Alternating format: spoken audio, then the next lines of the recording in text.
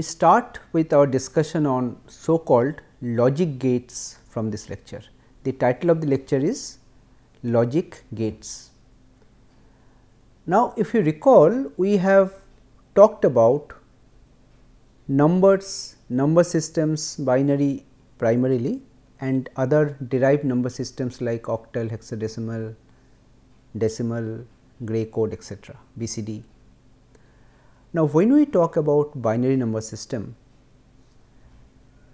the next step or the objective of the present course will be to build some circuits that are based on the binary number system or something which is called switching circuits. These logic gates form the basic building block of such switching circuits. So, we first talk about the different kinds of common logic gates that are used, which we shall be using in our subsequent lectures and discussions. Okay? Logic gates. Fine. So,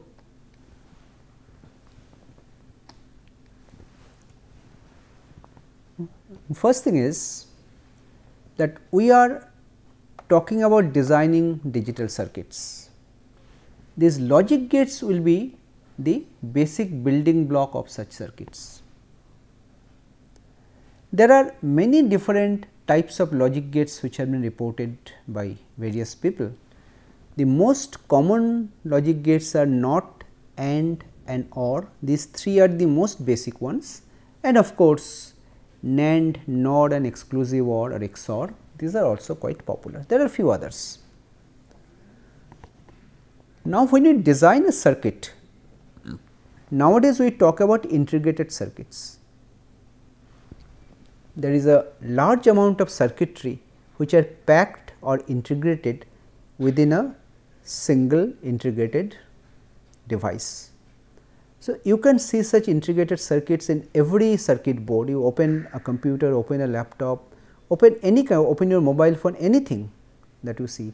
You open a washing machine, open an air conditioner, whatever you have, you will see that there are a lot of electronic circuitry and they are all in terms of integrated circuits.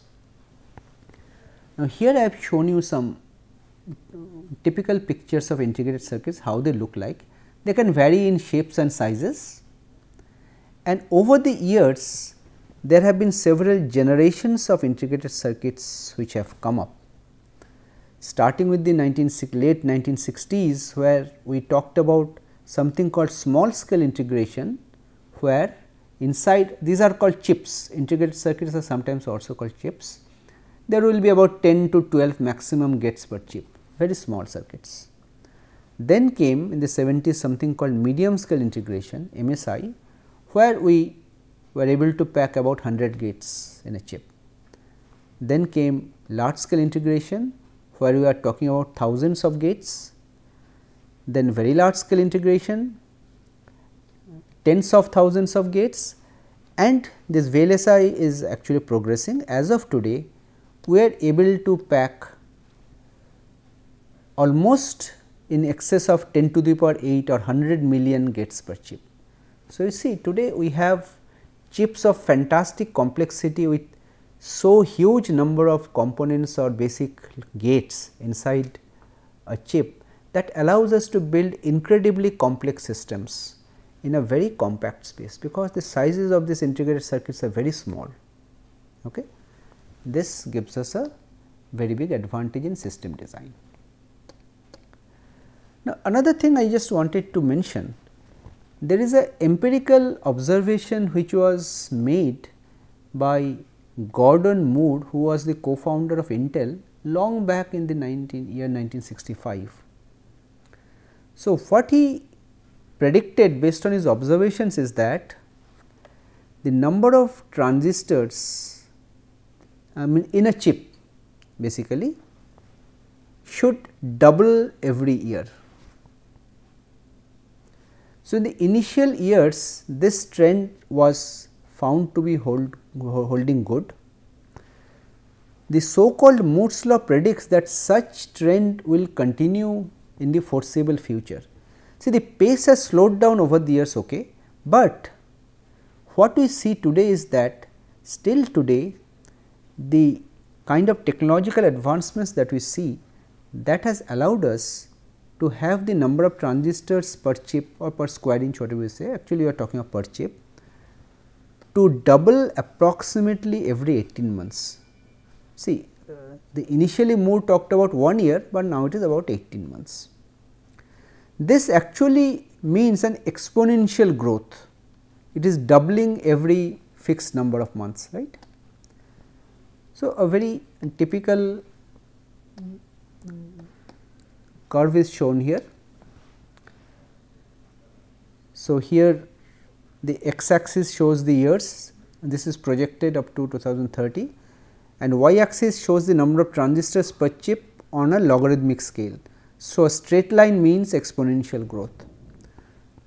So, here we are only showing the Intels and a few others, Motorola, AMD, mostly Intel, the ones on the bottom, these are Intel processors. So, see that the trend is showing that exponential growth, and this is continuing till today, right. Okay. Now, let us come to binary logic. These digital logic gates that we are going to talk about, they typically operate on binary logic. Now, in binary logic you have already seen, we talk about 2 digits 0 and 1. So, the question is, why do we want to go for binary logic and not other logic like decimal, octal, anything else? The first thing is that when we talk about designing electronic circuits, circuits are built using small electronic components. Most of these components can be very easily visualized as having 2 distinct states. If we can map these distinct states into those 2 values 0 and 1, then there can be a direct one-to-one correspondence between these circuits and the binary numbers that we want to talk about, or you want to compute using these circuits. Okay. So, these electronic circuits can be visualized as having, as I said, 2 distinct states. Some typical example, a miniature electronic switch can be either open or closed, 2 states. The voltage on a line, you can say it is either a low voltage or a high voltage, 2 states. Current is either flowing or not flowing. Resistance value is either high or low. So, there are many technologies which use either the opening or closing of switches, voltages, currents, resistances in various ways to represent these 2 states. Okay. This is the basic idea behind binary logic. Now, let us come to the basic logic gates. We start with the simplest gate, which is called a NOT gate, and also sometimes it is referred to as an inverter, because it inverts the state of the input line. A NOT gate has a single input and a single output. Pictorially, it can be depicted by a symbol like this. So, your input is A and the output you refer to as A bar. Now, the behavior of a NOT gate can be represented by something called a truth table. Now, what is a truth table? In a truth table, on one side we show the inputs, on the other side we show the expected outputs. Now, here there is a single input, so I am only showing A and I am listing all possible values of A. It can be 0 and 1. And what is the expected value? It is the invert of that, reverse of that. If the input is 0, output will be 1. If the input is 1, output will be 0. That is how a NOT gate works. Okay. Let us move on to the other gates. Next comes the AND gate. Well, AND gate, the first thing is that AND gate can have 2 or more inputs. So, here I am showing you the symbol of an AND gate with 2 inputs A and B, and the output, the AND function is denoted like this with a dot, A dot B. Let us first understand what or how an AND gate works. This is depicted by the truth table again. So, here are your inputs where all possible values of A and B are shown 0 0, 0 1, 1 0, 1 1, and this is the expected output. So, what does the AND gate do? The output will be 1 if both the inputs are at 1, otherwise it is 0. You see, when both the inputs are 1, only then the output is 1, otherwise it is 0. Now, this concept you can also extend to an AND gate with 3 number of inputs or any number of inputs, where the output will be 1 only when all the inputs are 1 and it will be 0 otherwise. This is the definition of an AND gate, that the output is 1 if A and B and C, whatever inputs are there, all of them are 1, and if all of them are not 1, then the output will be 0. This is AND gate. Similarly, you can have something called an OR gate, where firstly the symbol is like this, this is the OR gate symbol, and OR you denote as plus, A plus B in logic, denotes not addition, but OR operation. Here the idea is that the output will be 1 if at least one of the inputs are at 1. So, you see, for a 2 input gate, these are the inputs, the output will be 1 if either the input are 0 1, 1 0 or 1 1. Only when both of them are 0, only then the output is 0, otherwise the output is 1. So, here again you can extend the definition of an OR gate to include any number of inputs. So, the output will be 0 if all the inputs are 0, otherwise the output will be 1. Okay? Fine. Now, let us come to slightly, you can say this is like a composition of 2 gates. So, I will explain what I mean by that, something called a NAND gate. First look at the symbol, you see NAND gate, it uses the symbol of an AND gate with a small bubble at the output, and symbolically I show it A dot means AND, I told you, AND B whole bar. So, essentially NAND gate means that I have an AND operation followed by a NOT. This is my NAND operation. So, if this is my A and B, so I have A and B out here and A and B bar out here.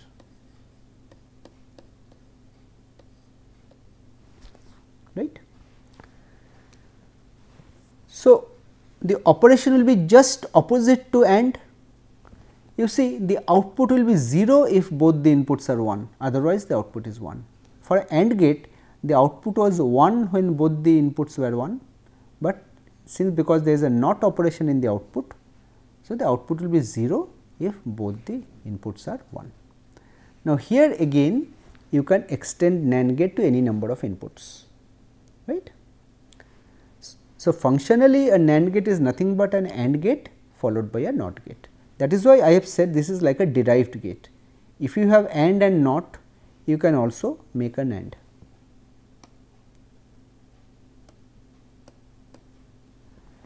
Next comes NOR gate, which is an extension of OR gate again.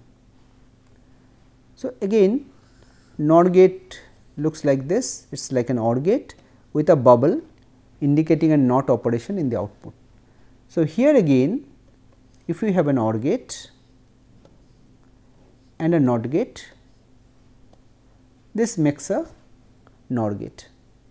So, here for an OR gate you recall the output was 0 only when both the inputs are 0, for other cases output was 1. So, you have a NOT, so it is reversed, for 0 0 the output is 1, for all other combination the output is 0. This is what a NOR gate means.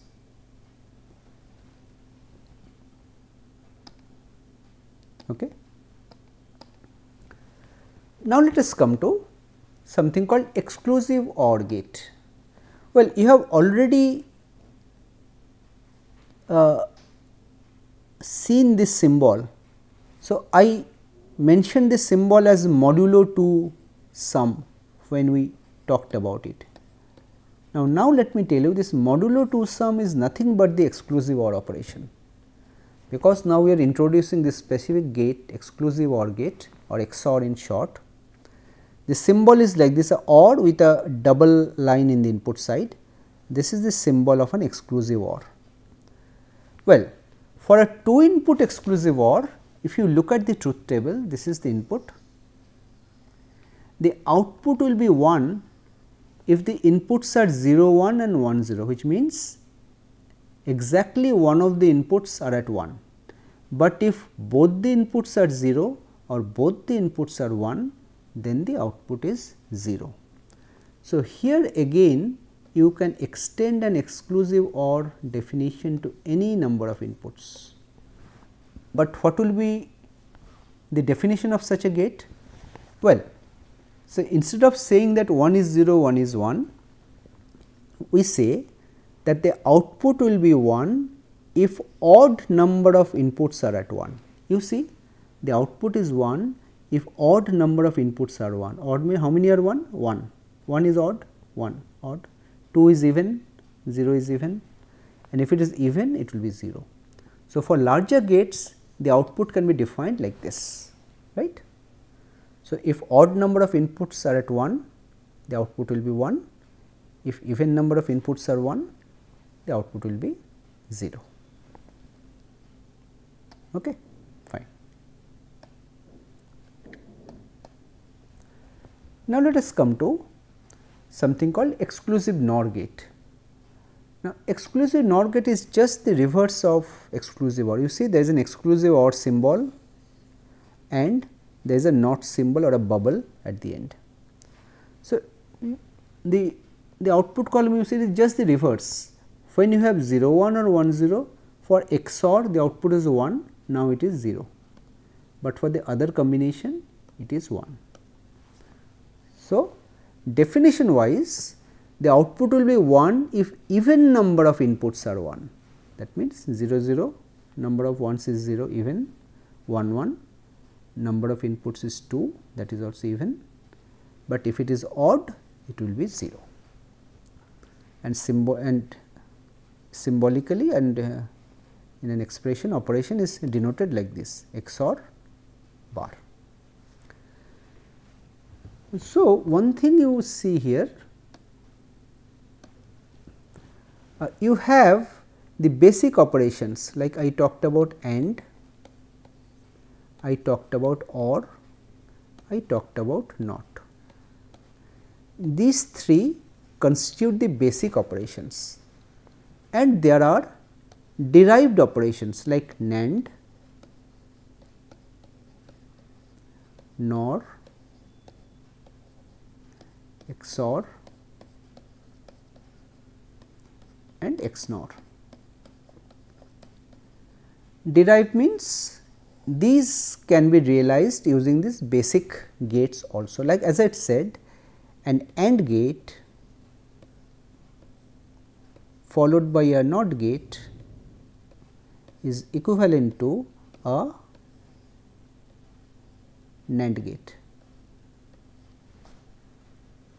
Okay. Later on we will see that not only this way, some of these gates, for example, NAND, these NAND gates can also be used to realize any other types of gates or also NOR gates. This we shall see later. Okay.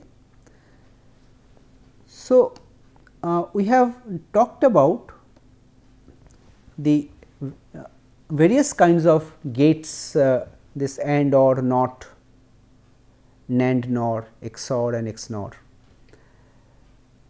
So, in our next lecture, we shall be talking about how some of these gates can be actually implemented or realized, following which we shall be going into the design, like when you have some function or some application, how do we use these gates to design our functionality.